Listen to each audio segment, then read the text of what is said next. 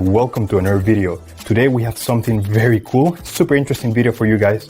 I'm gonna show you how to unlock the network of your phone to use it with any carrier. This is gonna be useful if you wanna switch providers and use your phone with any other SIM card, any other carrier in any country. So it's gonna be compatible worldwide. So this is by far the best way to unlock your phone. I'm gonna show you how to do it step by step. Now this will work regardless if your phone is still under contract or out of contract. It doesn't really matter. Without further ado, let's start. So the first thing you have to do is to get your phone's IMEI number. That's like the serial number of your cell phone. So we're gonna open the dial pad and we're gonna dial *#06#. As you will see, your IMEI number will appear in the screen. We're gonna use only the first 15 digits. So we're gonna use this number in a few seconds. Keep it somewhere close.